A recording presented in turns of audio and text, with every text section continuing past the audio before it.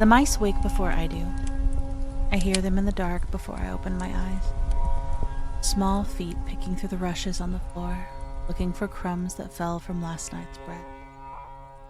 Somewhere behind the wattle wall, something larger shifts and settles. A beetle ticks against the inside of the shutter, looking for a way out it will not find before morning. None of it frightens me. I have slept to the sound every night of my life. A house with no mice in it is a house with no grain in it, and a house with no grain in it does not see spring. My husband is still breathing slow beside me, one arm thrown over the baby, who has, as always, wriggled herself into the warmest place in the bed sometime after midnight. The fire is down to a handful of orange eyes. I built that fire myself before we slept. Banked it the way my mother had taught me, the way her mother taught her. A small grave of coals covered and waiting, so that I would not have to beg for flame from a neighbor at dawn, the way the widow Agatha always must.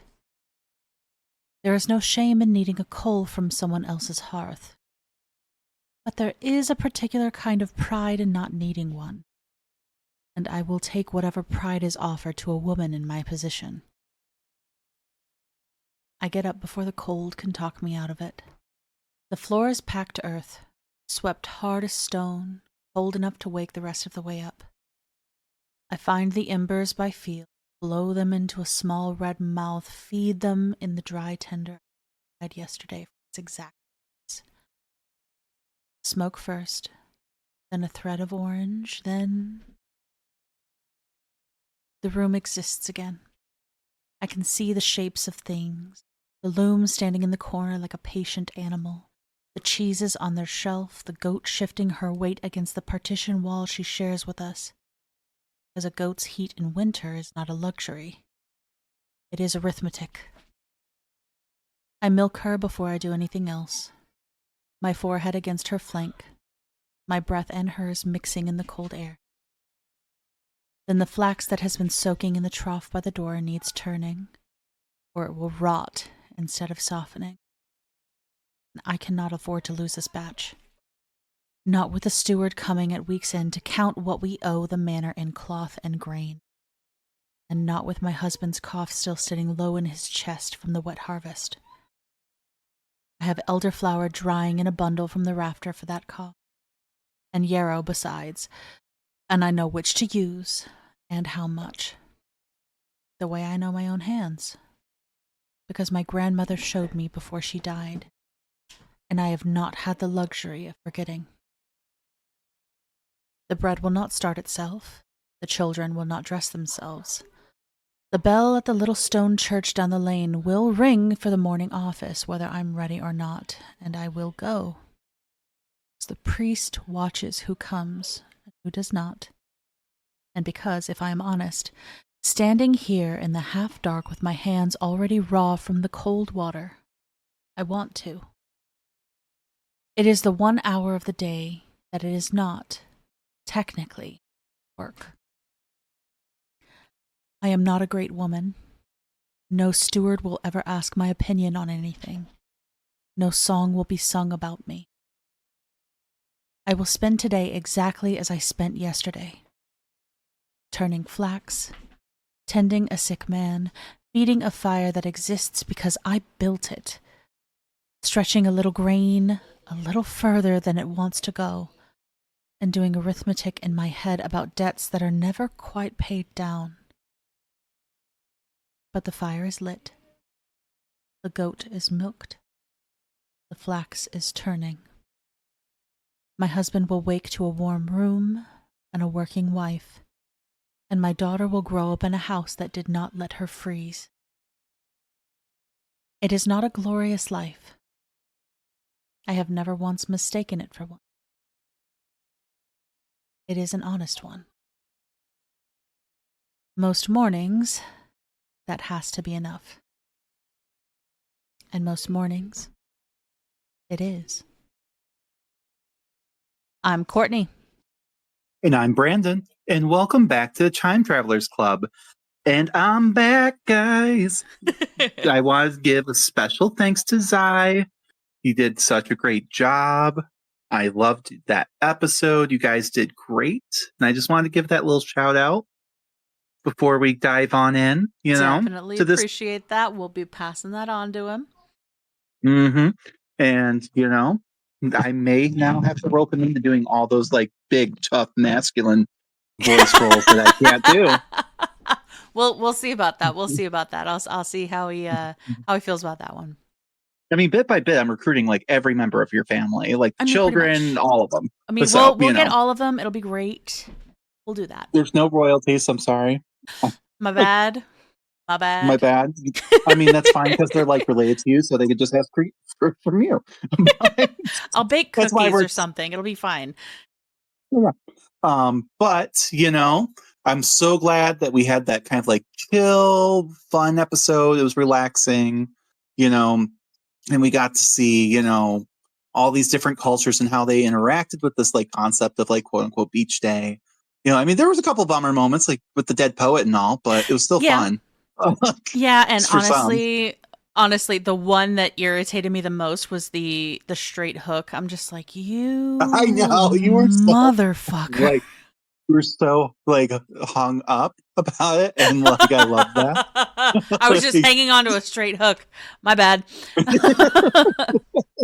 But so, and it's a good thing we had fun last week because now we're getting back into the bummer of it all, right? Mm-hmm. So, but it's going to be a slow burn. We'll get there. I'm going to keep making jokes like that. I hope everyone knows. So, Cringe. Yeah, and I'm hoping you guys were happy to have an episode where there were no side tangents. I can't promise anything this time. So,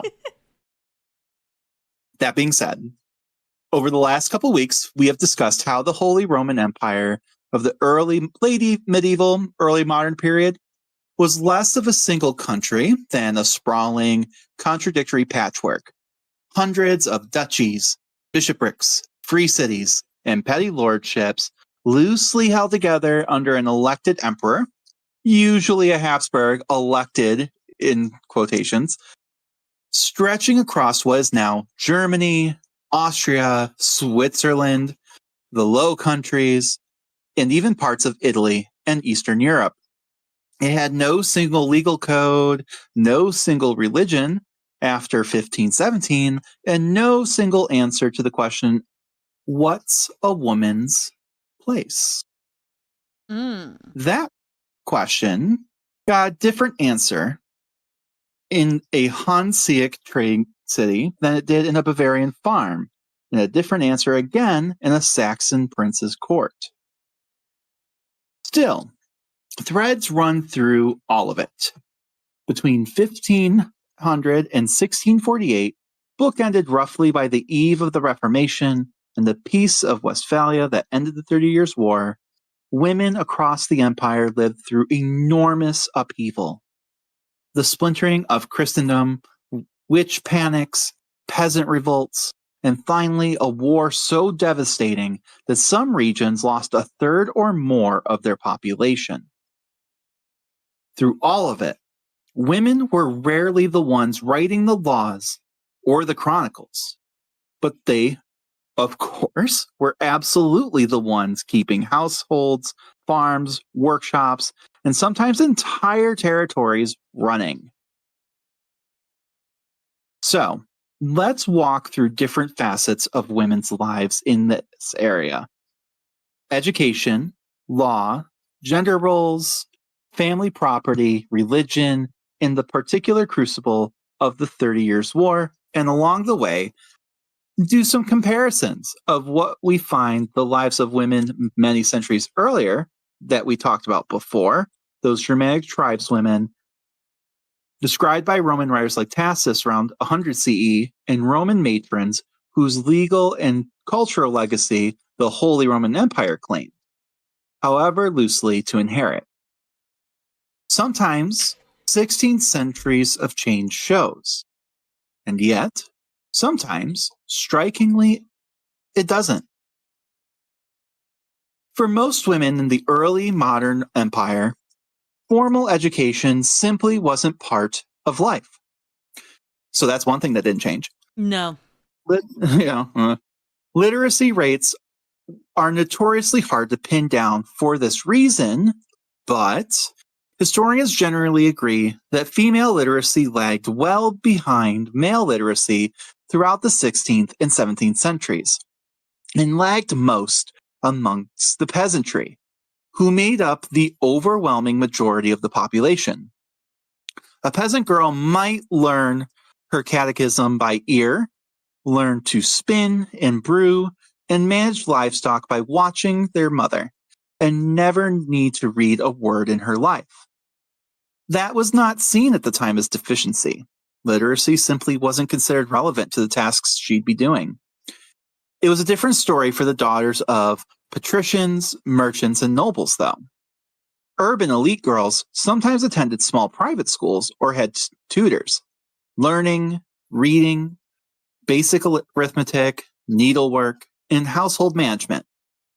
Noble daughters might be educated at home or sent to a relative's court, learning languages, music, and social graces needed to manage a household and make a good marriage.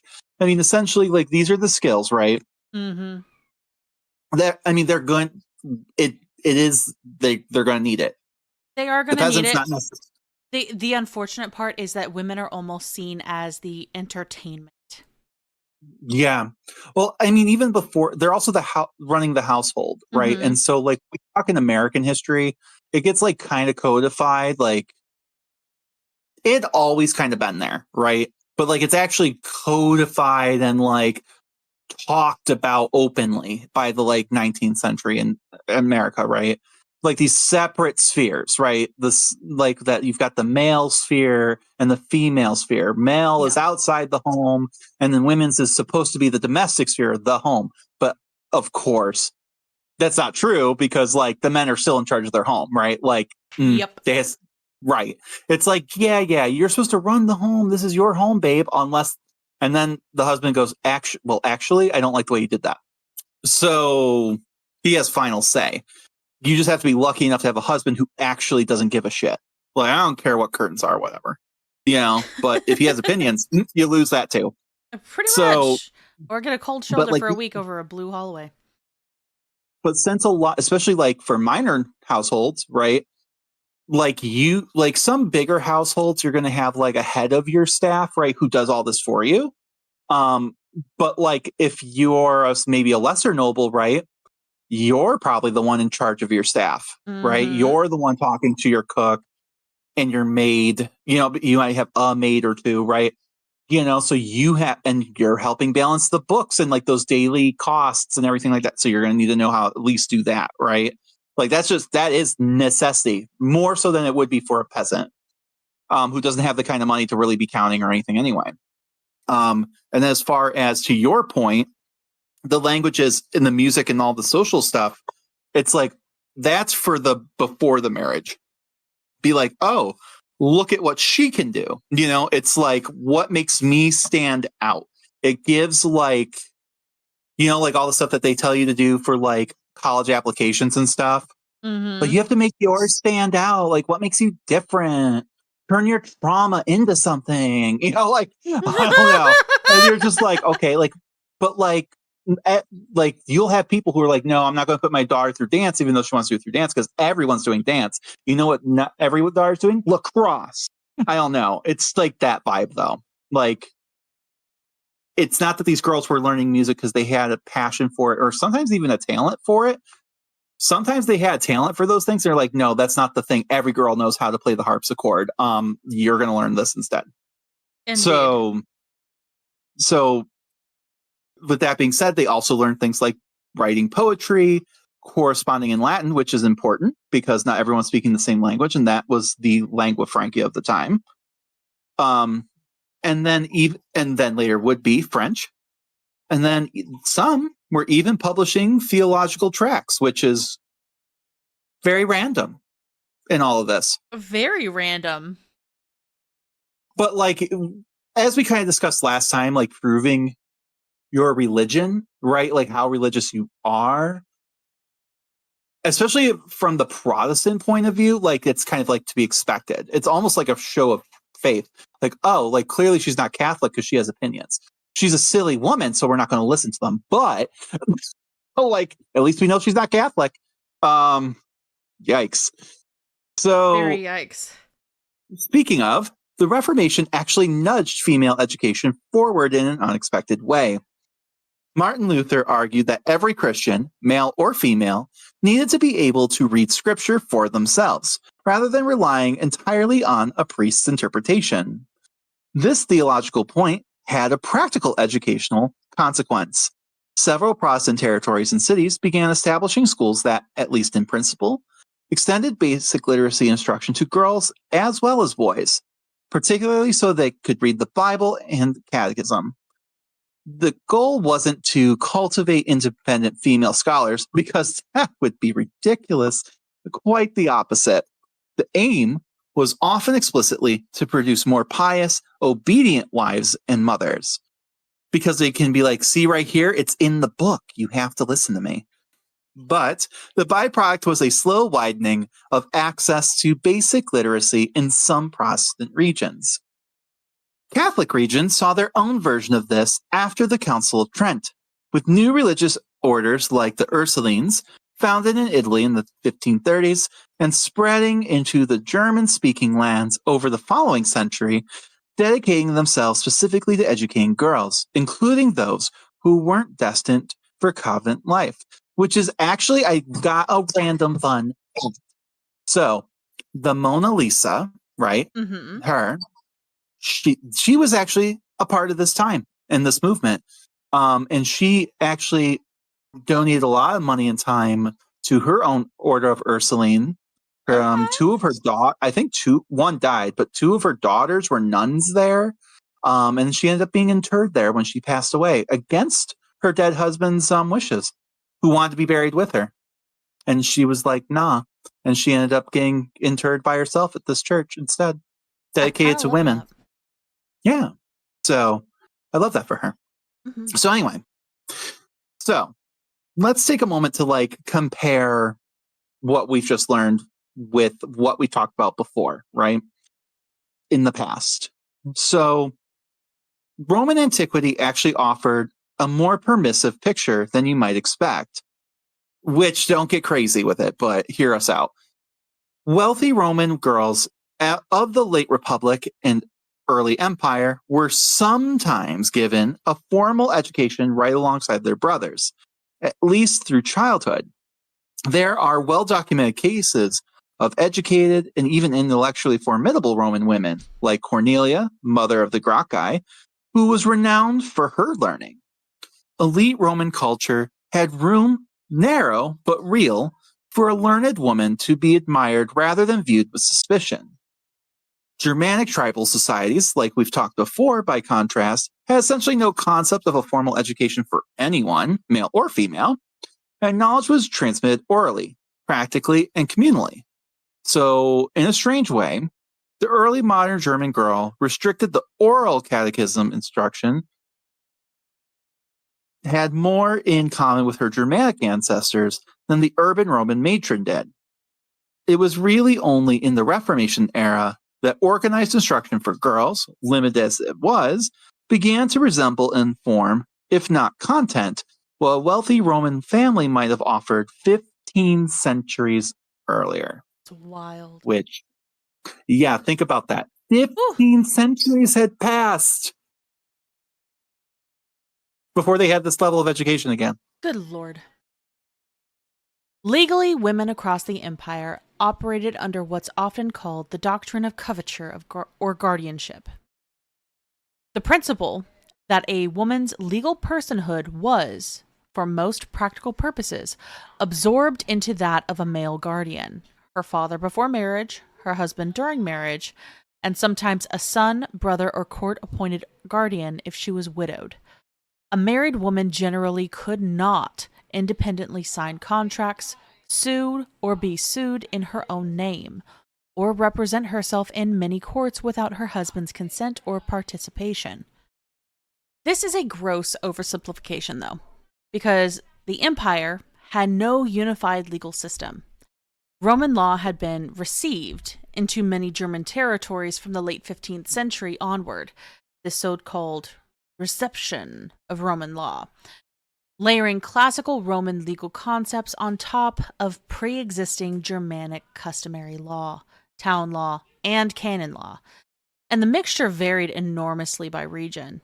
In some free imperial cities, unmarried adult women and widows who ran their own businesses could acquire substantial practical legal autonomy, suing debtors and defending themselves in commercial disputes.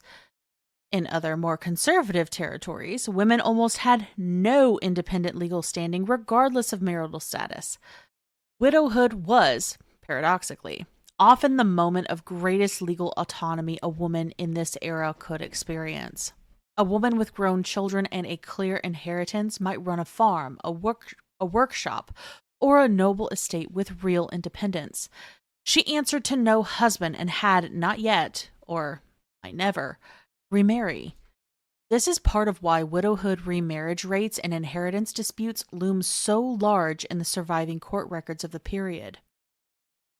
Now, of course, we've got to throw it back. Classical Roman law actually granted freeborn women, especially under the later empire, a surprising degree of property holding capacity once they were no longer under their father's direct authority. Patria potestas.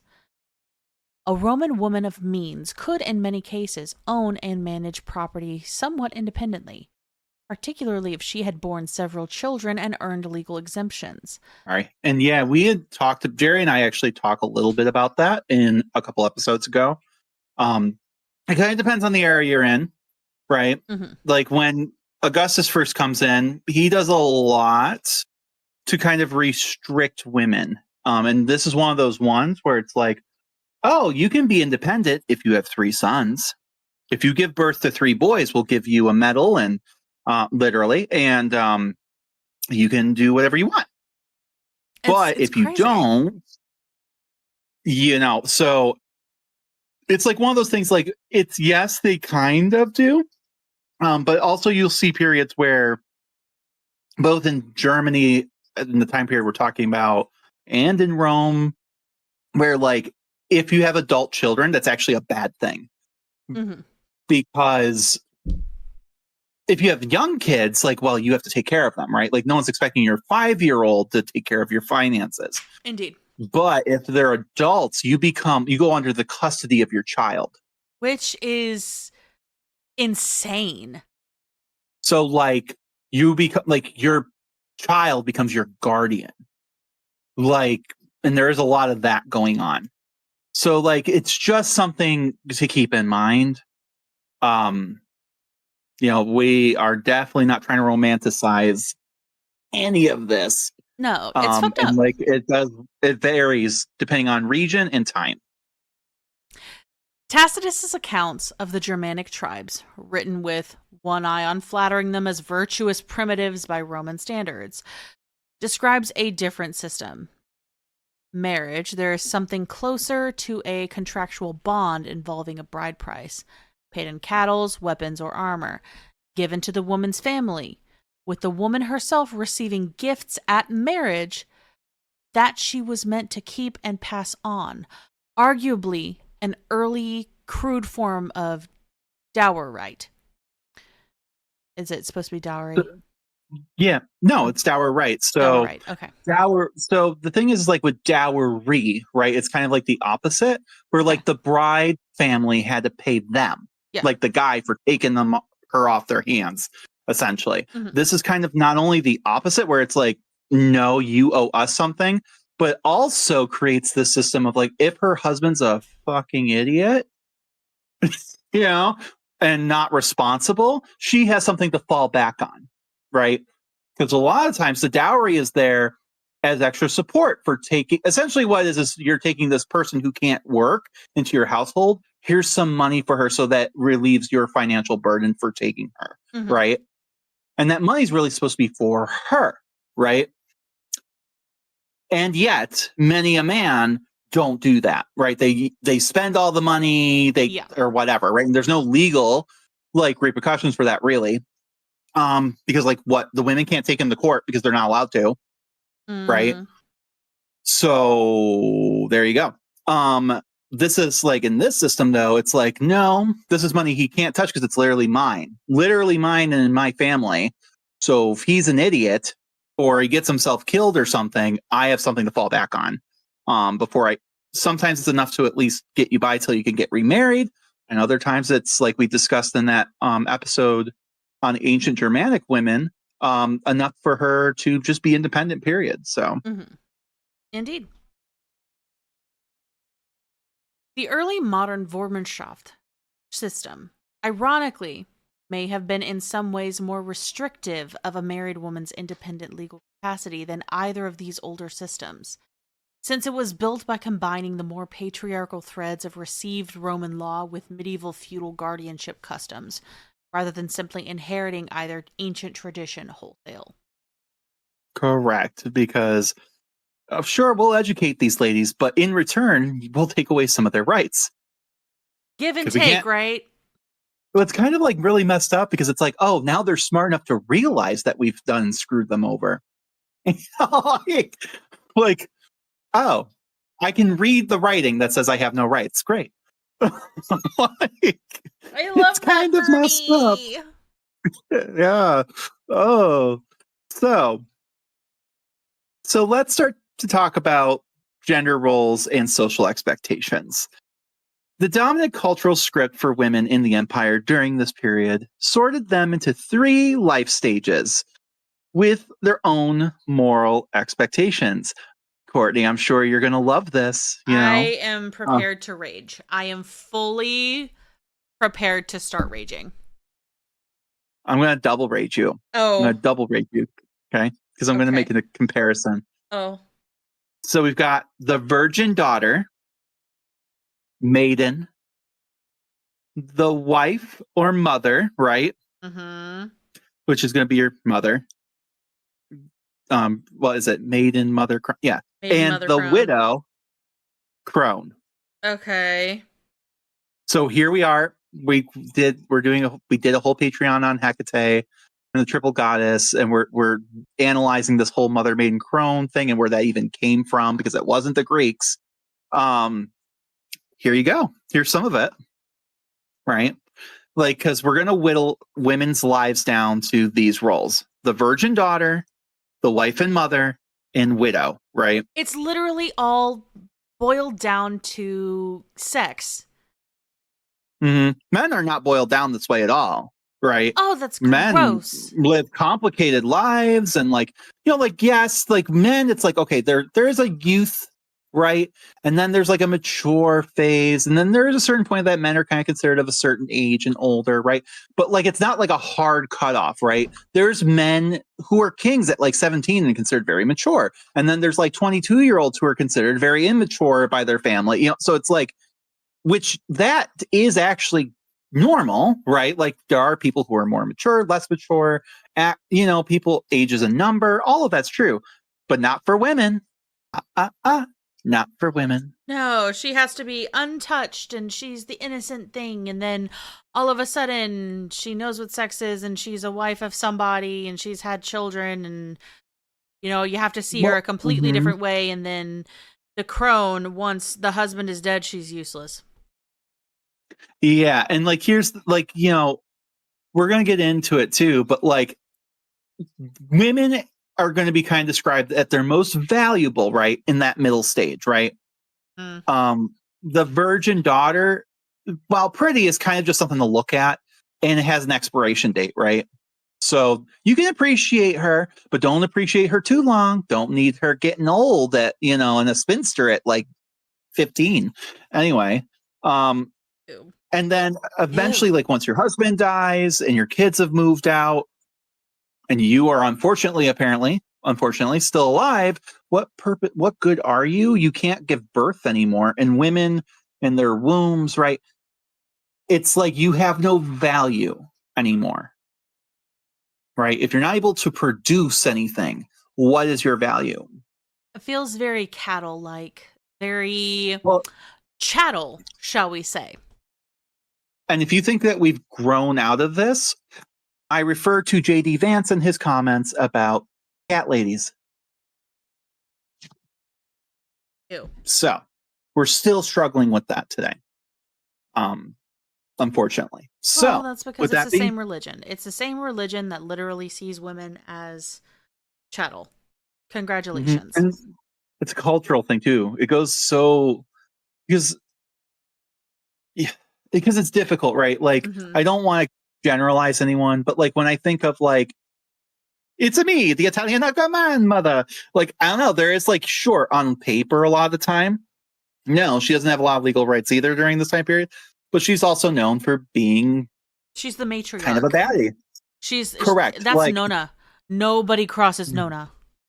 and like I think you can see that in many cultures, right? Like especially with respected people, like when we look at individual cases, right? But like I'm just saying that yes, today there is a through line with what is happening here now and what was going on back then. You know, because it's a continuation, unfortunately. So speaking of continuations and that sort of thing, sermons and household manuals, right? We have some of that with trad wives and stuff, right? A hugely popular genre called Hausvaterliteratur. Oh, I can read that better. Hausvaterliteratur or housefather literature, despite frequently addressing wives too. And legal codes all reinforce the idea that a woman's proper sphere was domestic. So remember what I said earlier, this eventually becomes an idea very popular in America, right? Mm-hmm. So the household, the oikos, run under the male leadership, but managed day to day by the Hausmutter, the lady of the house. This was an era genuinely obsessed with debating the quote unquote nature of women. A pan-European intellectual fad historians call the Quelle des Femmes. Pamphlets and treatises argued back and forth about whether women were inherently weaker-willed, more prone to sin, or conversely, capable of virtue and reason equal to men. Capable of virtue. I love that it's never better, though. I just thought that's never more. It's like, no, guys, they're able to be as good as men. There's no one arguing that they're even better. Like it's something. I just think that's funny. It's like, I don't know. It tickles me. You at best, you'll be just as good as a man. But more than likely you'll be worse, I guess. Wild. Fucking wild. Yeah, this is like the reason like why women had to have like guardians, because they're silly, stupid women who will go fornicate everywhere. Like, and then they're also talked about like their children, which I'm like, that's gross. No, because So, like, they literally they're- infantilize them. This is also where the fucking pedophilia really comes from, guys. Mhm. Well, I mean, it was existed long before this, but yes, this is not helping, you know. But yeah. So anyway, this wasn't an abstract academic exercise. It had teeth. The same anxieties about female nature that fueled these debates also fed directly into the witch panics that we'll be talking about that swept the empire with particular intensity in the late 16th and early 17th centuries. The vast majority of those tried and executed witches across German-speaking lands were women, often older, widowed, or otherwise socially marginal women whose independence or sharp tongues made them convenient targets. And I think I want to clear this up. We'll get more into it when we go into the like how we figure out who witches are. Mm-hmm. I think we have this image in our head of like the old lady who lives on the edge of town, right? Who's maybe poor and maybe a little dementia ridden, right? And then she gets killed as a witch, right? Mm-hmm. It is that. Not to say that didn't happen. It did. And that is tragic, yes. But a lot of time what you see when we say widowed, we mean like someone who's like in their 40s. Yeah. She's educated, right? Has had to run her household, right? Mm-hmm. Maybe she's a little tough because of that, right? Maybe a little sharp-tongued because of it. A little salty with everything going on. And she usually owns quite a bit of land. Oh, of course she does. Because who's going to get the spoil of her demise? Right. So this isn't like some little old lady who's dementia-ridden. And again, that happened and everything in between, but like a lot of these were like just grown-ass women, you know, Mm-hmm. for 30s, 40s, 50s, you know, like not old, you know, past their childbearing years, right? Because that's the other thing we keep saying. Like, I think we have, and that's an unfortunate symptom too of some of this, right? When we go like, oh, widowed and unable to have kids, we think of an old lady. Guys, birth complications start happening after 40. Yep. Like, They baby consider girl. They consider it a geriatric pregnancy after 35. Correct. Like, you would be geriatric, girl. I'm Like, turning 35 in less than a week. Let's go. Like, it's crazy. Like, and no one thinks that's old, right? No. No one's saying that, but that's it. Your value's over. Thank God. And now you're back at risk for someone killing you now over that. Mm-hmm. So, like, you keep this in mind as we go forward. We're talking about not just older women, right? Or like some, like because of Hollywood and stuff, some beautiful, striking woman who's kind of like a femme fatale and lying and no, like middle-aged, not even quite middle-aged property owner who is sick and tired of your shit and has to juggle 4 kids by herself. Mm-hmm. That's like most people. You know, like that's a lot of people. I know people like that. Like, yep, it's a lot of people, but it's not only just a lot of people. This is women who they are juggling the day to day. They're not going to tolerate your bullshit. They're not going to kowtow to you. They're not going to bow down. They already know their value. They know exactly who they are. mm-hmm. You're not going to tell them who they are. And as a group, women just period are ostracized. They're already on thin ice. And it does not matter your rank, poor, rich, they both have their benefits, right? On the one hand, if you're rich, like you would think, well, they can like kind of get by themselves out of trouble, but they're also higher profile, right? Versus like the poors, right? Like they could fly under the radar or they can't really defend themselves.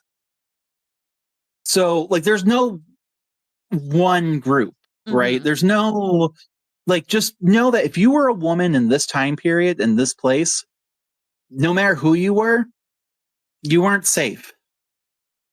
You are the marginalized. You are the ostracized just by the nature of you being a woman. Crazy. Right. And the more things you have working against you just means the worse it's going to be. So,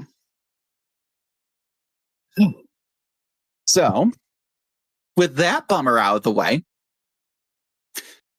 the vast majority of those tried and executed as witches across... Oh, I already said that. The witch hunts represent gender anxiety in its most lethal form. A culture deeply uneasy about women who didn't fit neatly into their virgin wife widow script, right? I don't know like what they expected, honestly. It's like they just like do like a little twirl and all of a sudden they're the next thing. They like transform. Well, that would be witchcraft, so there you go. They're dead anyway. Oh no, they're little magical girls, like they're the little anime magical girls. Yes, it's like instead of like Sailor Moon, she turns into like a mom. And then the next phase, she turns into like a crone.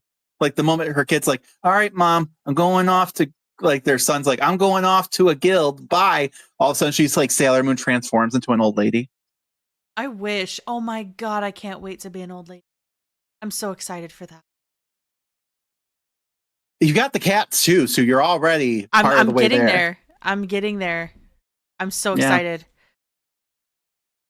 So, that said, it would be wrong to imagine every woman quietly accepted this framework. Because of course they didn't. Market women, brewers, midwives, and businesswomen in cities exercised real authority within their domains, and noblewomen, and especially regents and abbesses of powerful convents, could wield substantial political power. The gap between prescriptive ideal, submissive, silent, and domestic, and lived reality of women running farms, managing finances, and brewing the town's beer and negotiating dowries was often wide.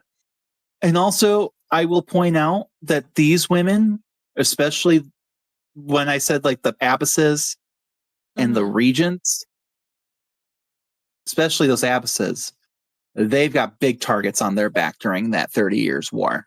Oh, I imagine. Mm-hmm.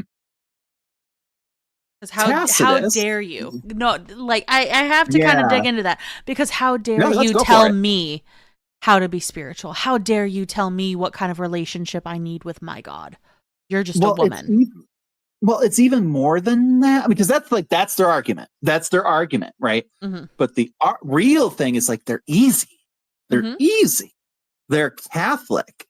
Mm-hmm. And they run something. Well, that's a double whammy against you if I'm a Protestant force invading, like witch, dead,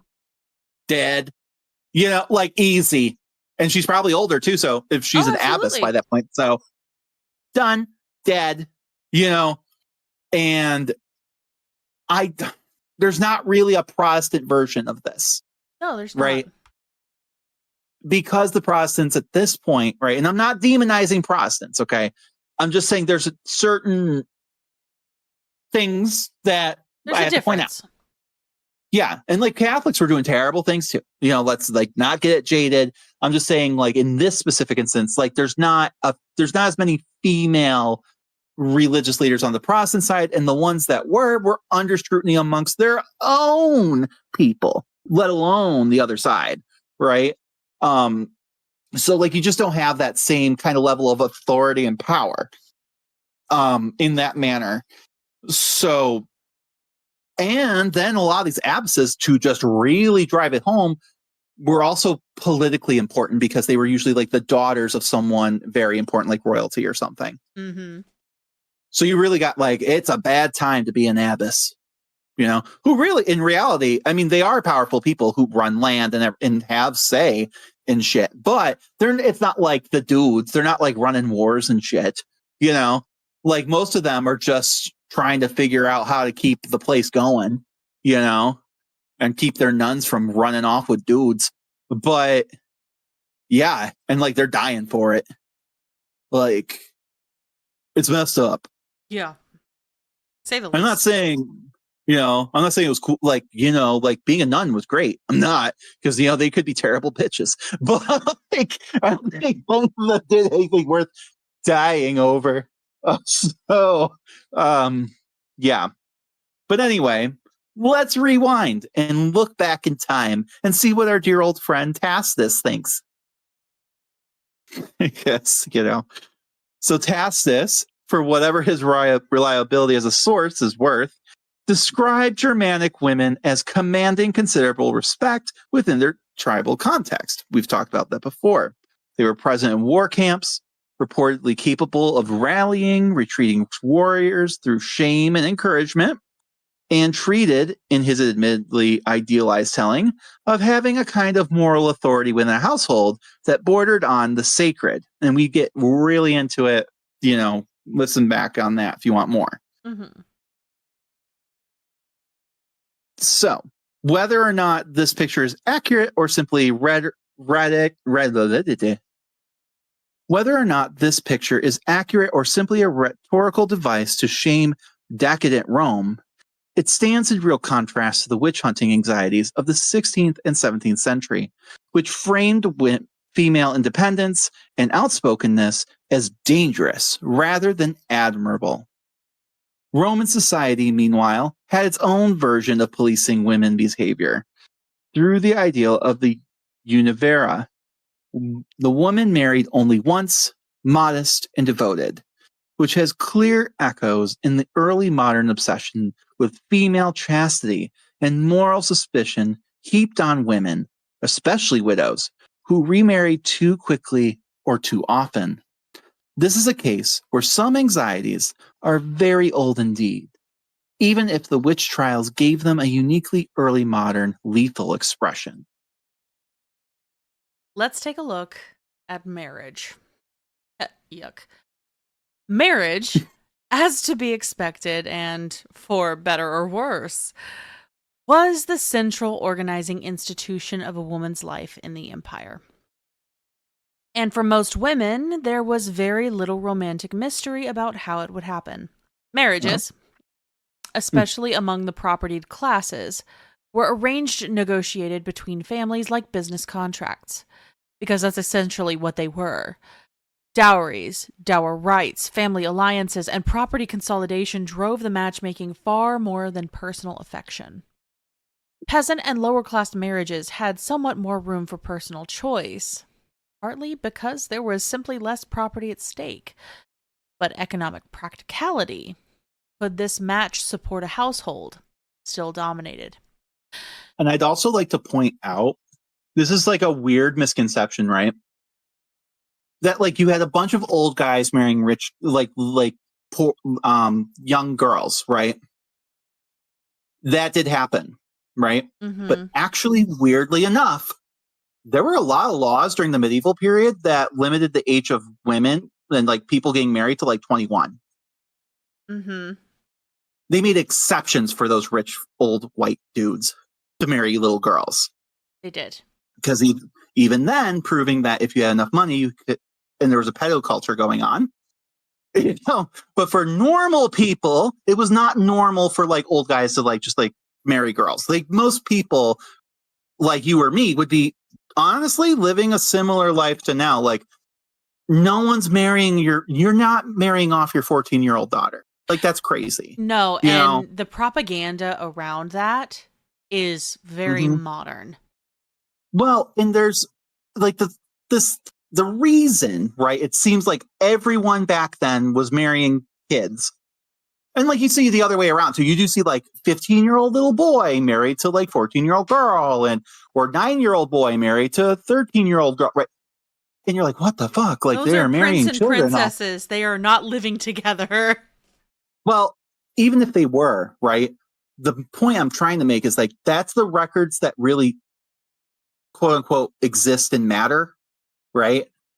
Like no one has like there are records out there like marriage records of like people getting married and crap, you know, peasants and stuff at churches and stuff. But like what we're seeing in history books, the people we're talking about are part of this elite class who ignored the rule that 99% of the people were actually abiding by.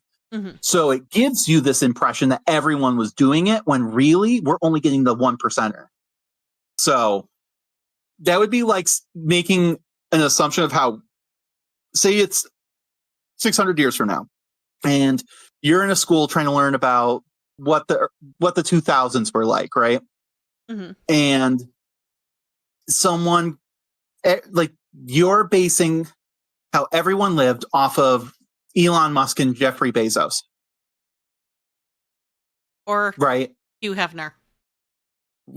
And right, and like those people, like because those are the only records that exist. Mm-hmm. Playboy no bunnies one's living everywhere. like that. Like, and it's like it's that, or and then like it would just be a blanket term, and everyone else was poor. So like, so like no, I just want to point that out. Mm-hmm. That peasants aren't marrying children. No.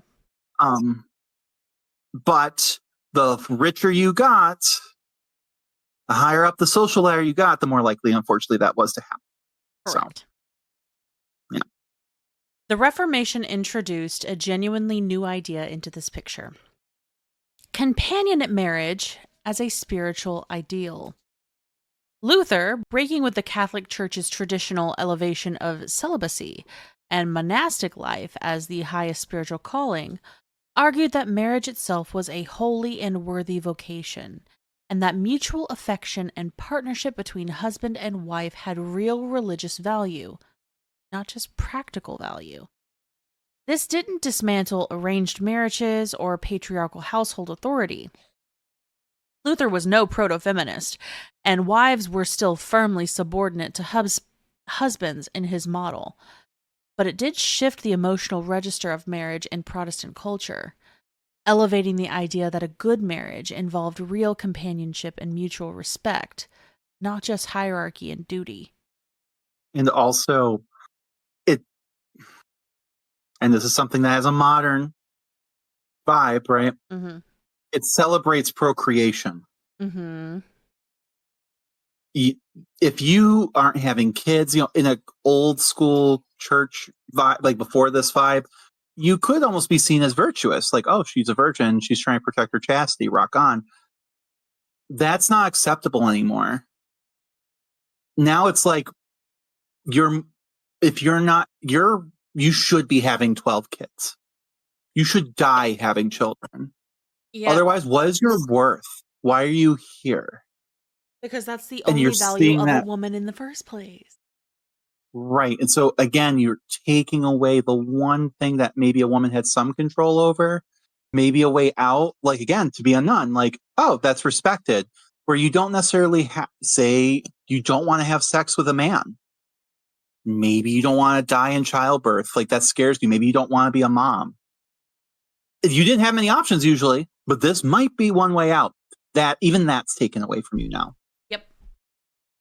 And so, especially in those richer families, you could be a 14-year-old girl married with some 30-year-old guy who already has 6 kids with his last wife, who he killed after just forcing her to get pregnant every time.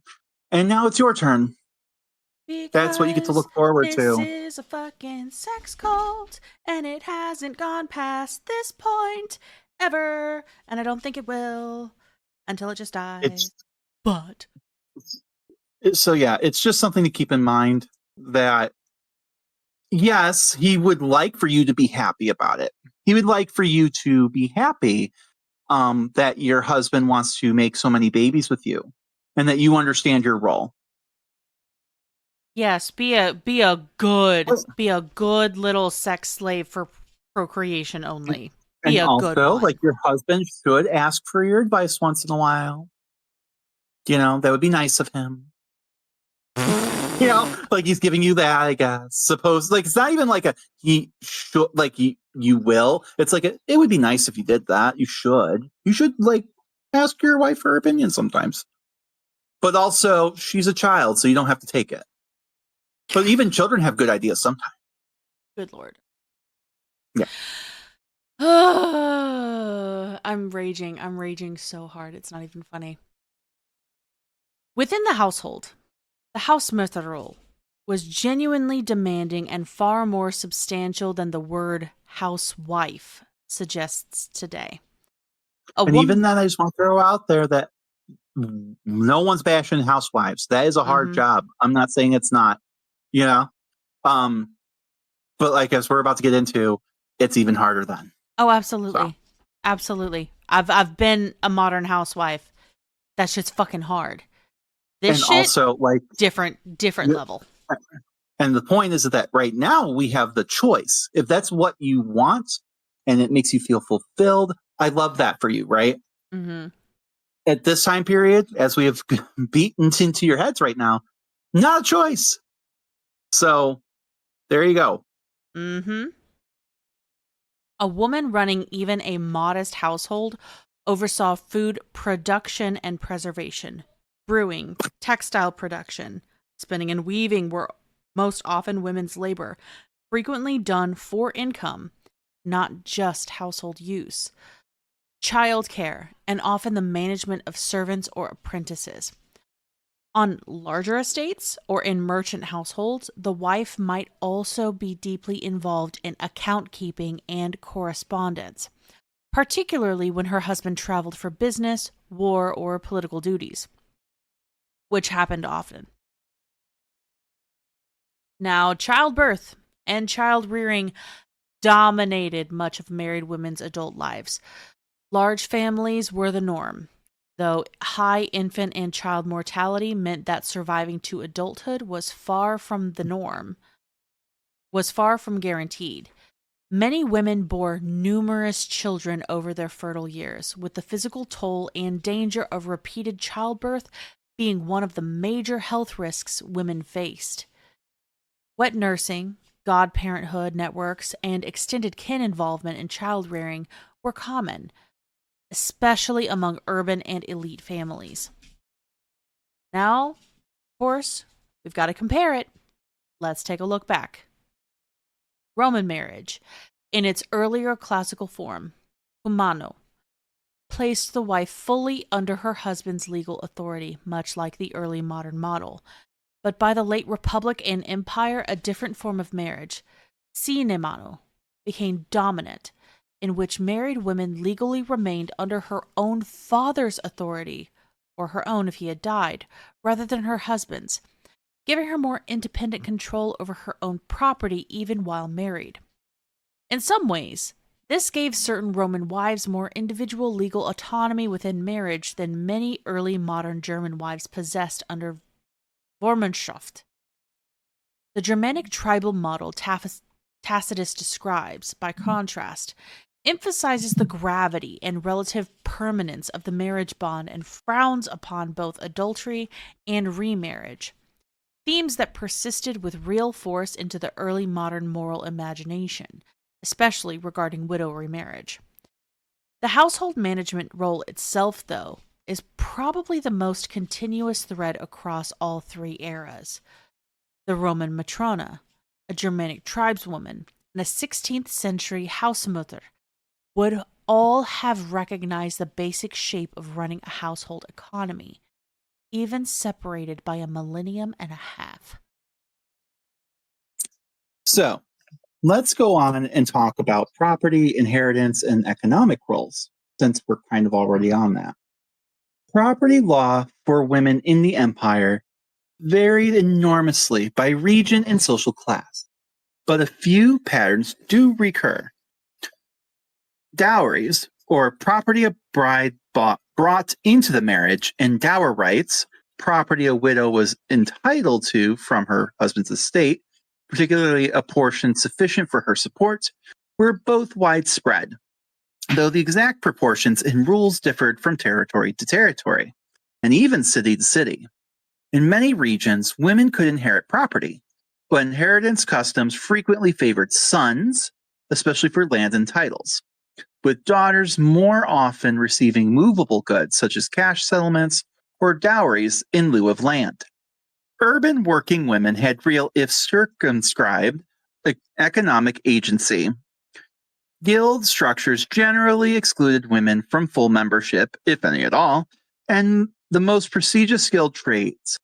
But widows of guild masters were very often permitted to continue running their late husband's workshops, sometimes indefinitely, sometimes only until remarriage or a son's coming of age, which honestly rages me a little bit, because it's like, okay, you're not allowed into our club, but you can run it if your husband dies. Meaning, I recognize that this entire time you could have also been doing it too and been a part of it. Mm-hmm. Like, that's messed up. Well, the whole thing is messed up because it doesn't see women as capable. Yeah.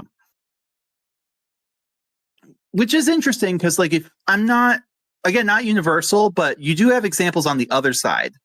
Like on the Counter-Reformation, where women are allowed in. It's hard, and usually they have to be like their dad has to be like doing that stuff already. But like you do see it, like Artemisia Gentileschi, was an apprentice of her father, and she became a court painter in her own right with her own merit, and went to school. It was very unusual, and she was like one of the first ones to do it. But like people kind of shrug, like. And you just don't see as much of that on the other side of it. So, no, definitely not. So that's just another little interesting point. So, I mean, Artemisia Gentileschi did not have it easy. She definitely experienced some issues with patriarchy. Very bad stuff. But, we got some great artwork out of it, I guess. I don't know. Anyway. So That being said, women did dominate certain trades outright. Brewing, especially in its earlier history before it was professionalized, and male brewers pushed women out of that in many regions. Textile spinning, midwifery, and small-scale retail and market trading were often female occupations. Domestic service employed enormous numbers of unmarried young women, often as a phase of life before marriage. And I find this interesting, right? So like especially here in America, when we think of brewers, right? Especially like old timey people who made beer, we have like this vision of like guys because of like the Sam Adams of it all. But like historically speaking, historically speaking, that's like that was not the norm. That like modern development there, like women usually the ones doing all that forever across cultures. You know, we saw it with Egypt and Rome and like ancient Germany and Celtic peoples, and even going far back as Babylon. Like, yeah. Oh, absolutely. Yeah. So I just find that funny. That's like, yeah, brewing and like making your IPAs. That's a manly thing. Okay. Sit down, Chad. You're fine. Also, if you have the last name Brewster, it's probably because that was one of the few examples where you inherited a woman's surname. Yeah, because it meant that you came from a family of women who brewed. Woo! So there you go. I'm a proud Brewster. So there you go. Anyway, so that was my grandmother's name. So anyway, and like you saw that with textile spinning and stuff too. And as far as the market ladies, that's a very interesting thing, right? Like men, like say you were a fisherman, it was usually the wives, the fish wives, right? Who are selling the stuff, right? While you're out getting the stuff. You saw that with like farmers' goods and stuff too. And like those market ladies become real important during the French Revolution. They did a whole march. And they killed some soldiers like with their bare hands. Yep. And they carried like dragged cannons with them. You didn't make those. They were known for being quite vicious. We love our market ladies. I do. Like, to be fair, sometimes they were brutal. They were mad at the wrong people. But I can appreciate the effort and energy. like I can understand where they're coming from. Oh, fantastic energy. Let's direct it correctly. Yeah, because sometimes they would. Then it got out of control. Sometimes they would target other women. It's like you're stop, because like they would be like Olympe de Gouges was a big example of that, who was very feminist, right? And then they'd be like, "And you whore," you're like, "Oh, weird. What are you doing?" But wrong direction. Anyway, turn around. Wrong. Turn it back around. And then they'd be like, "And that we're mad that whore, Marie Antoinette." Like Marie Antoinette's like, "What?" Like, girl, I have less rights than you. What are you talking about? I'm an Austrian bitch, remember? So anyway, so noble women, speaking of, occupied a distinct economic category. High-ranking aristocratic or princely wives might be responsible for management of vast estates, especially when her husband was away at court or later, especially during the 30 Years' War, on campaign, or simply absent for long stretches. Because a guy could just, leave for whatever reason. Don't you love that? The dude can just leave, but she's got to just stay. Oh, yeah. You know how many times it would be to like go run off be with their secret second family? It's crazy how often that comes up. And then you'll hear, and meanwhile, the wife stayed at home resentful, but running the household. And you're like, I'm gonna let that shit burn. Let it burn. Me too. I've just been like, gotta let it burn. Like, I'd be letting the peasants go, be like, oh no, they all left. Weird. But no, really, they have to do that because if it's in their best interest, unfortunately, too. Because if they let that household collapse, then they're screwed too. So it sucks. They're trapped. So a common reality given to how much this era was consumed by war and diplomacy. Some women rose to genuine political and economic power as regents, ruling territories on the behalf of underage sons or absent husbands, a tale as old as time. A handful of abbesses of powerful, wealthy convents could held authority comparable to that of secular princes, controlling land, levying certain dues, and sometimes even holding a seat or voice in regional political assemblies. Comparing that back again to their ancestors, Roman law again offered some women, particularly again wealthy widows and women who had earned legal privileges through childbearing, meaningful independent property rights, including the ability to manage substantial estates and even free their own slaves. Which, isn't that crazy? That That, is like, a wild you have to statement. begin. Isn't that like a weird, wild statement? You know? Anyway, I'll let that sit.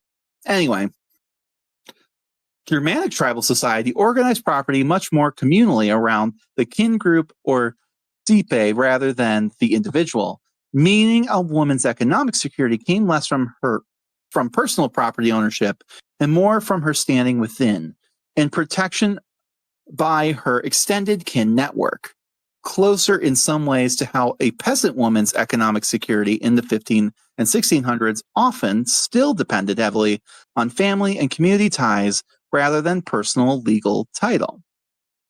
The guild widow continuing her husband's trade and the regent princess managing a territory are both genuinely distinctive features of the medieval and early modern world, without a clean, ancient equivalent. Rome had no guilds in that sense, and Germanic tribal society had no comparable institution of female regency over a defined territorial state. I mean, we see some of that, we talk about some of that, but it's like, it gets weird. Like, sometimes women could rule, especially if there's like a blood feud going on, you know? Like, you killed her husband, her brother, and she doesn't have kids, so she's in charge, but she's also technically like a man. It gets weird. She grew a penis overnight. But like, not right. Like, it's like she's still a lady, but it's like in the titles and how you address her, you have to treat her like a man because she's doing this like masculine role. It gets real gender bendy.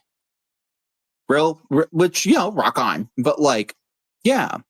But it's not like, and like, you did see some regency and stuff like that, but it's not like codified, right? It's kind of like on a case by case basis, you know? Versus like by this point, you're seeing a lot more codified stuff. So with that being said, religion structured nearly every dimension of life in the empire, and the Reformation's arrival in 1517 reshaped women's religious options dramatically, though not always for the better. Before the Reformation, a convent life offered one of the only socially respected alternatives to marriage available to women, particularly noble and patrician daughters, because a lot of times these convents, you kind of had to pay to get in. Like, they literally meant bride to Christ, right? And you had a dowry that you paid the convent. And that, just like with the husbands, that dowry was supposed to pay for your upkeep, essentially, right? So, like, but the convent was usually a lot better at that than like some dude, you know? Well, unfortunately, because it was run by women. Right. But also, like, they didn't have like a reason. Like, they're not going to like go spend it on hookers and gambling. Like their husbands did, you know? And they're like, oh, sorry, babe. I gambled it all away and spent it on some sweet, sweet ass. It sucks. Sorry. Guess you are going to have to not eat. Bye. It happens all the time. It's so bad. I can't tell you how. And it's like, I hear it in every story. And I'm like, oh my God. Like, it's like beyond a trope. But like, you didn't have that at the convents because in theory, though this is a lovely picture to imagine, the nuns aren't paying for hookers and gambling. So that is a very cool image. Catholic regions underwent their own transformation during the Counter-Reformation. New or reformed religious orders for women, especially the Ursulines, devoted themselves to education and charitable works rather than the older, more cloistered contemplative model. giving some Catholic women a more outward-facing religious vocation than before. Even as the broader Counter-Reformation also tightened oversight over female religious life and enforced stricter clausura or cloistering rules on existing convents in many places.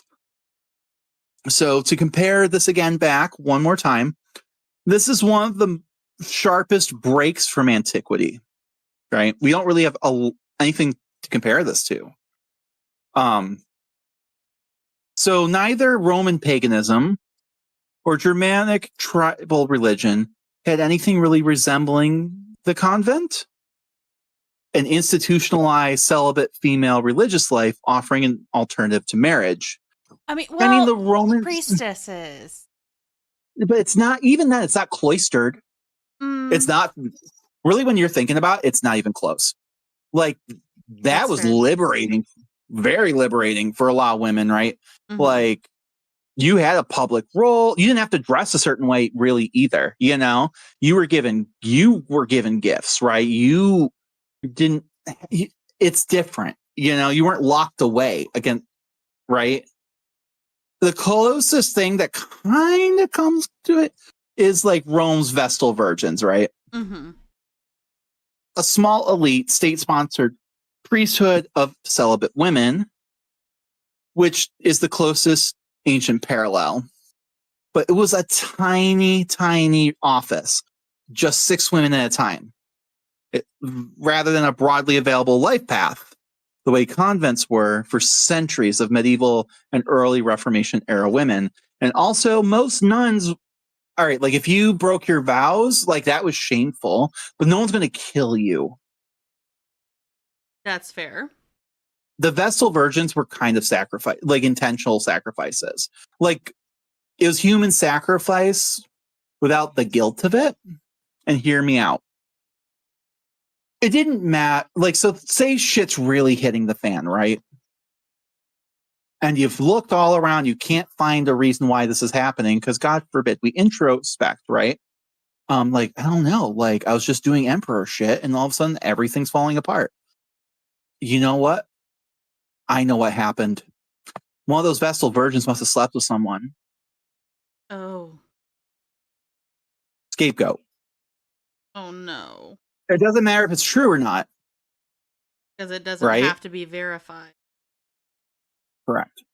I mean, at best, you torture it out of them.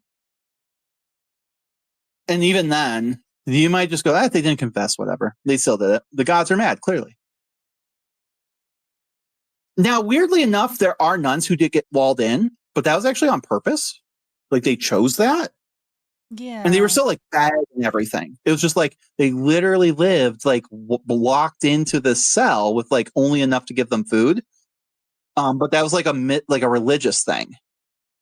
So, like, there is that weird, interesting kind of parallel there, but, like, totally different reasons, and no one's expecting the nun to die. You know, like, no, that would be... and there are many monk like Eastern traditions that do very, very, very similar things. Yeah, well, they still kind of, yeah, versus, Yes, they like, do. I'm actually thinking of, like, Hildebrand. She's a very famous, like, German mystic Mhm. from, like, the medieval era. Very cool story, but she did that, you know, but like she lived for years, right?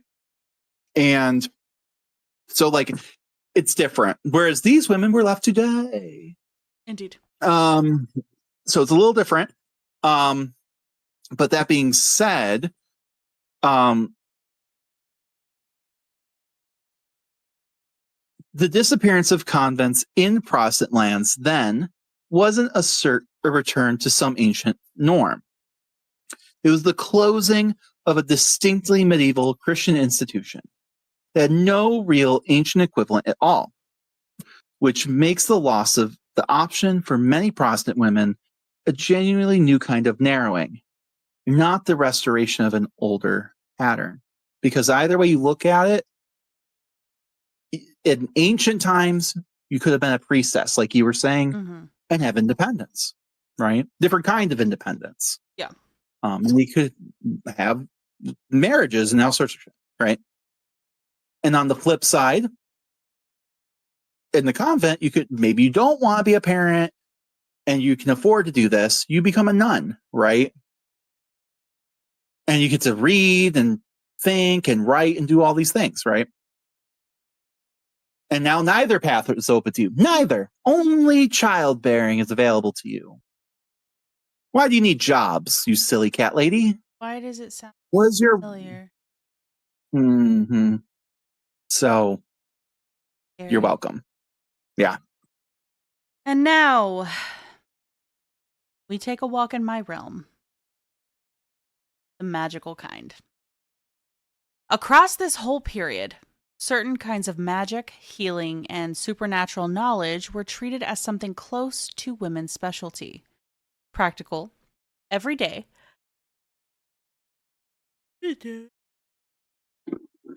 and for most of this era, not yet automatically sinister. In villages and towns alike, a wise woman, Wiesfrau, or herb woman, Krauterfrau, was often the first person people turned to for a sick child, a difficult birth, a lovesick daughter, a missing object, or a cow that had stopped giving milk. This wasn't a fringe activity practiced by outcasts. It was woven into ordinary community life, often overlapping heavily with a very respectable work of midwifery, herbal medicine, and household remedy making that fell naturally under women's domestic responsibilities. This connection made a certain practical sense. Knowledge of herbs, the body, and the rhythms of fertility and birth were already part of the toolkit of a midwife or a household manager. The line between herbal medicine and magic was blurry and culturally drawn, not a hard scientific boundary.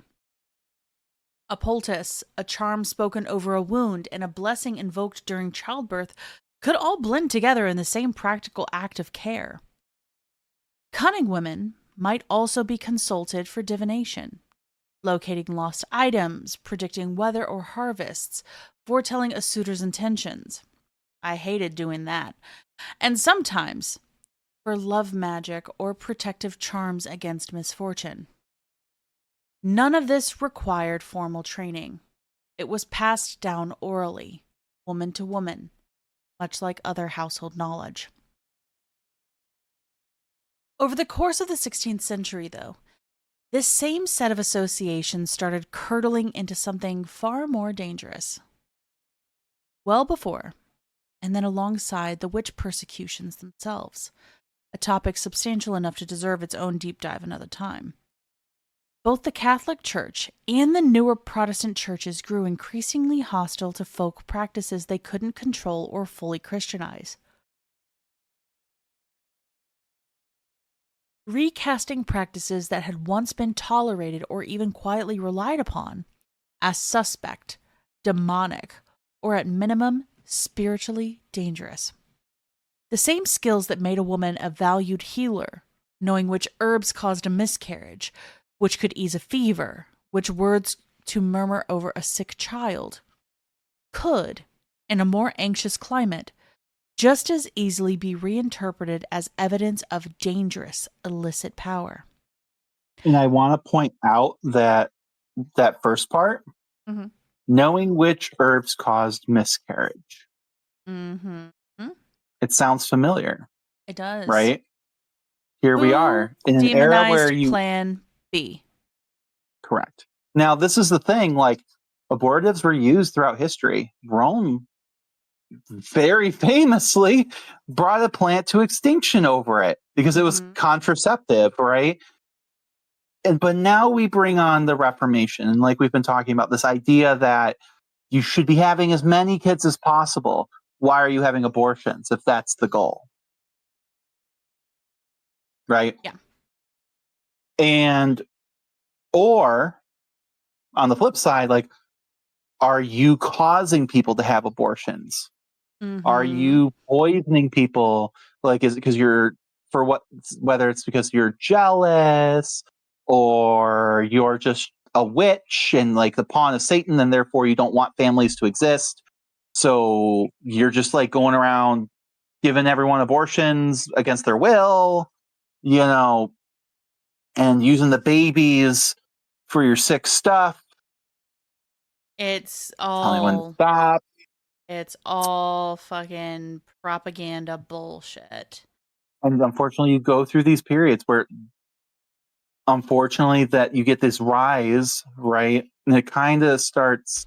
I mean, you do see it. You saw it kind of with like Augustus and Rome and stuff, but like where like the modern version of it, like it really kind of you can see it starting here.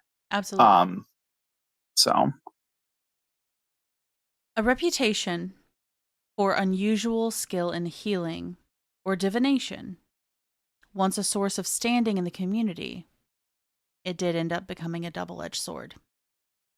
So we do have to throw it back. We do have to compare it. This female association with magic and prophecy runs very deep.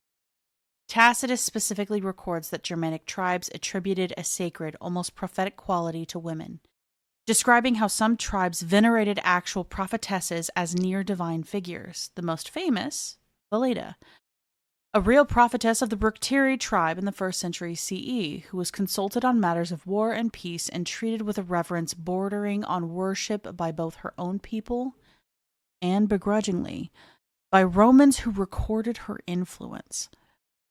Roman culture had its own female-coded magical and prophetic figures, from the officially sanctioned Sibyls. From the officially sanctioned Sibyls, prophetic priestesses whose oracular books on the Roman state itself consulted in moments of crises, to a much murkier lower status association between women and potions, poisons, and love magic. Roman laws concept of beneficium notably blurred poisoning and magical harm into a single category of crime, and ordinary Romans were quite ready to suspect particular women, especially older or unmarried women, of using venena, a word that covers both poisons and magical potions, to manipulate love, fertility, or health. So in one sense, very little changed.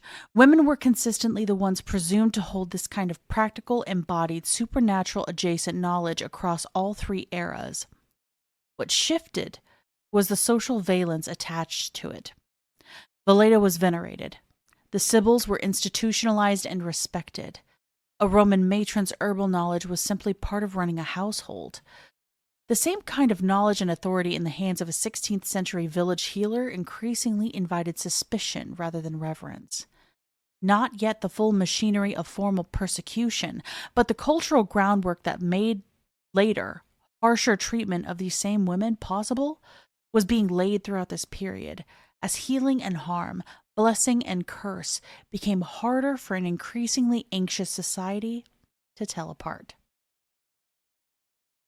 no account of women's lives in this period can skip the 30 Years' War, which devastated huge portions of the empire and reshaped women's lives, often, not surprisingly, catastrophically, across every single social class.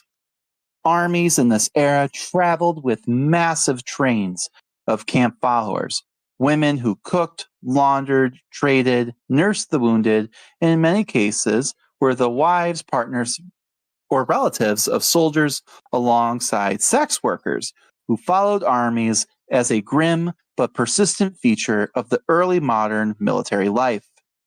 This was dangerous, precarious existence, but for some poor women, it was also one of the only paths of any kind of income and mobility available to them.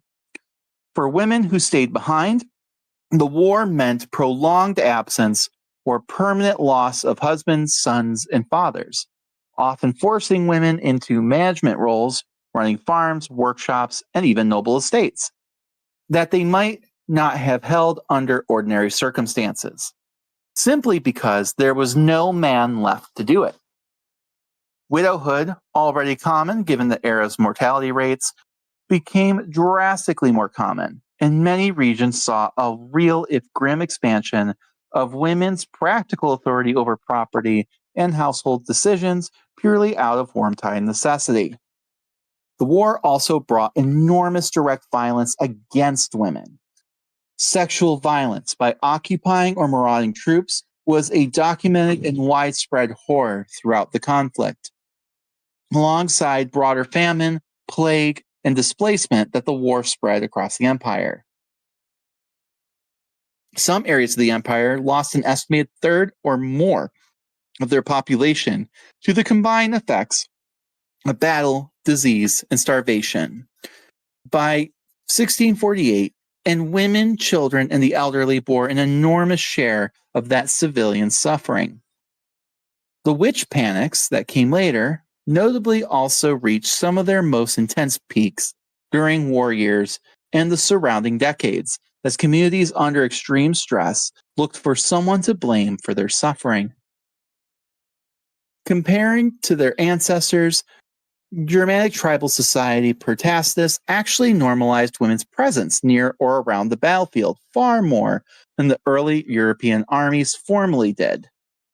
His account described women and children positioned near the fighting, watching, and even being watched by their men as a spur to courage, a far more integrated, if still subordinate role than the morally fraught, semi-tolerated camp follower system of the 17th century, in which women's presence around armies was practically essential, but officially viewed with considerable moral suspicion.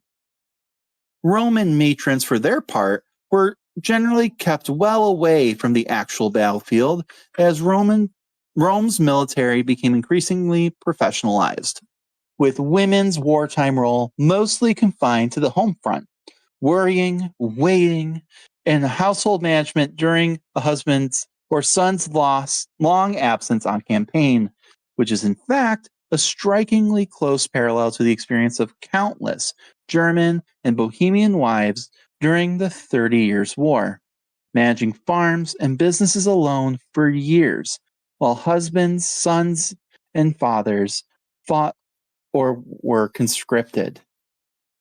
Looking across this whole sweep, Germanic tribeswomen managing the Sipes herds, Roman matrons quietly accumulating property rights through the late empire, and the early modern Hausmutter running a household economy through plague, war, and religious upheaval. Few things stand out. What changed most dramatically wasn't necessarily women's daily labor, which kept a remarkably stable core across all these centuries, managing households, raising children, producing textiles, and when circumstance demanded it, running farms, workshops, or even territories. What changed more was the institutional and ideological scaffolding around that labor. The rise, and then, in Protestant lands, the disappearance of the convent as an alternative to marriage, the layering of Roman legal concepts onto Germanic customary law to produce the often restrictive Vormundschaft system, the explosive, deadly new anxiety about female independence that fueled the witch trials, an anxiety with no clear equivalent in more matter-of-fact, if still patriarchal, gender attitudes Tacitus describes among the Germanic tribes. And what stayed remarkably consistent was the basic tension at the center of all these women's lives. Real, substantial, often indispensable economic and managerial responsibility, paired with formal legal and political subordination to fathers, husbands, or male guardians. A capable widow running a thriving workshop in 1600s Augsburg, a Roman matron managing an estate while her husband campaigned in Gaul, and a Germanic woman holding a homestead together while the men were off raiding or fighting, all faced versions of the same basic paradox, doing the indispensable work of holding the social fabric together, while rarely being granted full legal or political credit for it. That paradox, more than anything else, is the through line connecting these women across 16 centuries of dramatic, religious, political, and social change. If you like what you heard today, please give us a positive review on whatever platform you listen to this podcast on. It goes a long way for us to appease the algorithm gods and get this suggested to others just like you. The more we can connect to our fellow history nerds, the more we can build a community and keep the show going. Also, we have a Patreon where you can hang out with us and get exclusive content, like videos where we might try to make some ancient recipes, talk about topics that couldn't fit into the main arcs of the podcast, and just generally being batshit and dumpster fires, all for the price of a latte per month. Research materials and books cost a lot of money, and it takes a lot of time to create this show, so anything you could provide would be a huge help. We can't wait to see you again next week. And as always, thanks for listening. Bye for now. Bye, guys.